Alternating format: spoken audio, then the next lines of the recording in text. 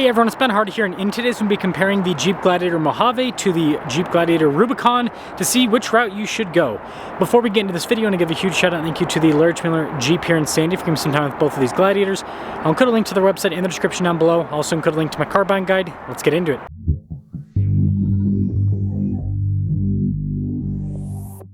Now normally this is where I go over the powertrains, but both of them have the same Pentastar V6. There's no difference, so no point, right?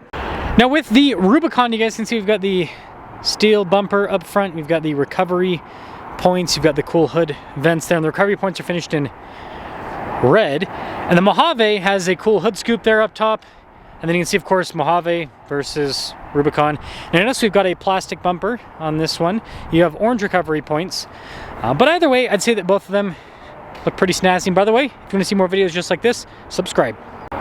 Tire size is identical with both of them. They're both about 33s, a little bit smaller than that, but pretty darn close, 17-inch wheels. And they both have solid front axles. But there's a suspension difference. So, well, actually, we won't be able to see too much there with the Rubicon, but you can see we've got these fancy Fox shocks with the Mojave. And that continues in the rear. You can see the Fox shocks of the Mojave versus the regular old Rubicon shocks. But it looks like ride height and everything is pretty much identical with both of them. Seeing them side by side here. Now, of course, it says Mojave inside, and then we only have a rear diff lock. Still have a 2-speed transfer case and off-road plus, but only a rear locking differential. Then the Rubicon has slightly different seats, and you'll notice we have a front and rear diff lock as well as right there, sway bar disconnect. So a little bit different. Now here's a quick look at the window sticker. You notice that steel bumper that I showed you guys is not standard equipment on the Rubicon. That is an option that this particular one has. The base MSRP is $51,100. After all options, this one stickers for $58,200. And you notice the Mojave is the exact same base price, $51,100. Now this one's a little bit less because it has slightly less equipment, $56,480, but they're basically the same price. So let's take them out and see which one performs the best.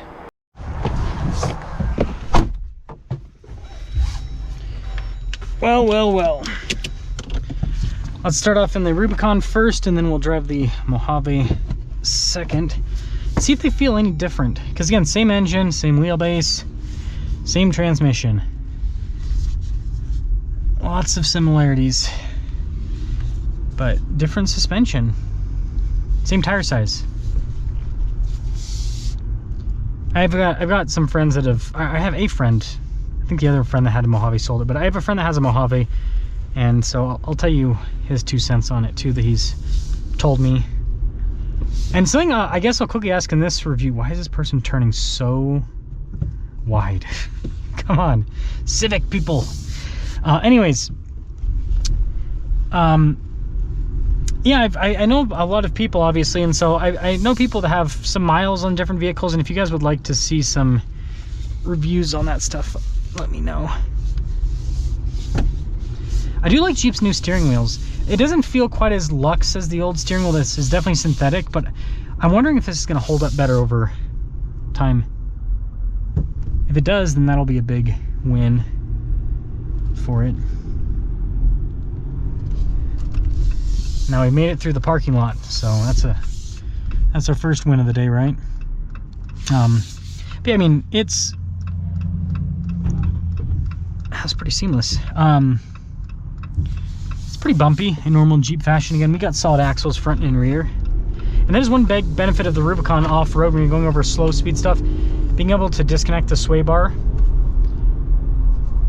automatically, not manually, right? I think it's a big help. It's nice to be able to do.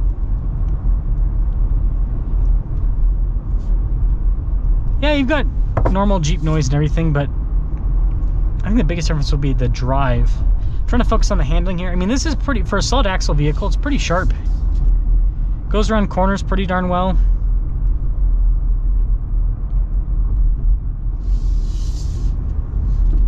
And it doesn't seem like it struggles at all to do the on-road stuff well. Like I said, it's got good handling. Braking's good too.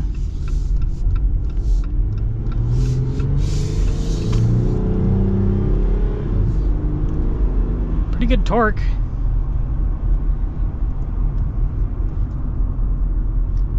So that's not too bad either.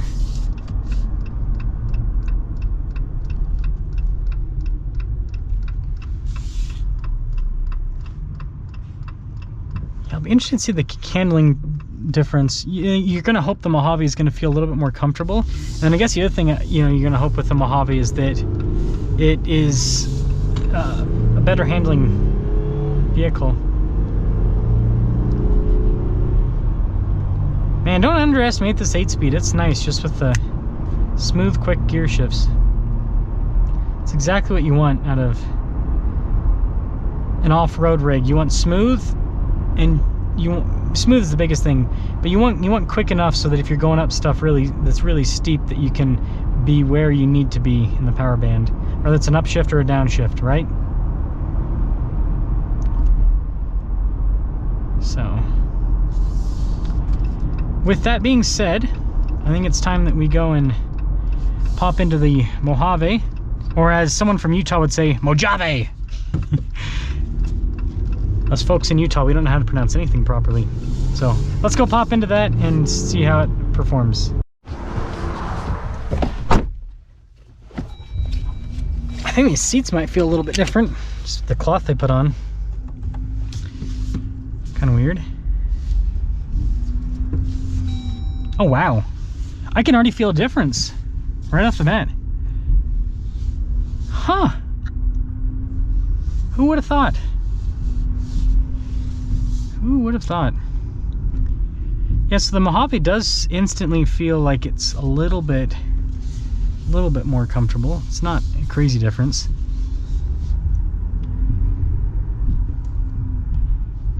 Yeah, just going over those little bumps there. Huh. I want to get on the road to really be able to tell. This is why I like to do these back-to-back drives, because it's like, are you really getting anything, right? Because you're giving up a front locker and a sway bar disconnect, and it's like, is it really worth it for the shocks?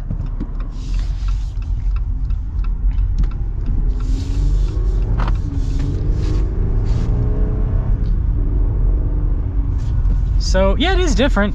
It is definitely different. That's for sure. Huh. Who would have thought? So, here's the deal. Here's the deal. Let me talk about my friend's experience. So, he's taken his Mojave off-road quite a few times, and here's what he's told me. And I also have a little bit of experience with taking Jeeps off-road because I owned a Wrangler.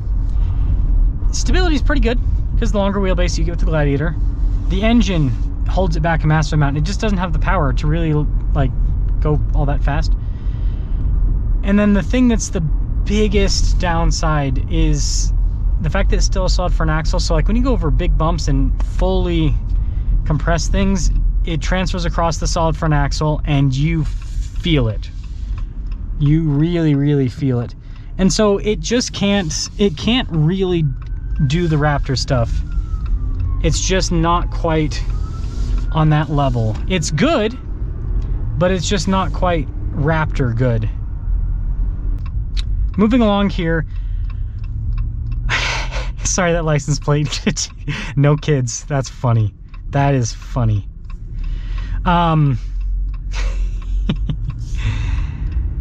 You'd be driving a Lamborghini if you had kids. I'll just put it out that way. Kids are expensive, but you also make more money when you have kids.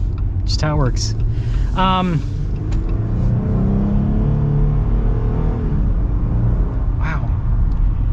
Yeah, it does drive better. So yeah, it's not, it's just, I think people when the Gladiator Mojave came out with the looks and then the Fox shocks, people thought it was gonna be like a Jeep Raptor. It's just not, it's not.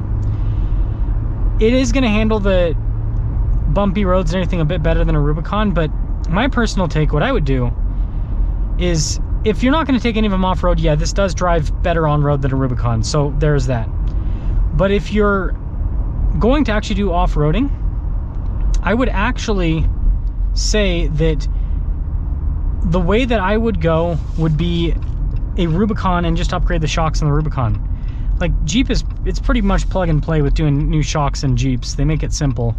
So that's the way they do it. And then you get the sway bar disconnect, you get the front locker, and it's going to be more expensive than a Mojave. But I think that's, again, if you're off-roading, you're going to want those. That's a price that I'd be willing to pay, because a front locker, I mean, in my experience, because I do a lot of the off-roading I do here in Utah just has really steep climbs. And when you have a really steep climb, what will happen is weight will get transferred to the back of the vehicle from the front, right? The front end, it's not lifting up, but there's not as, right? If you're on something that's really steep, it's just not as much pressure on those front tires.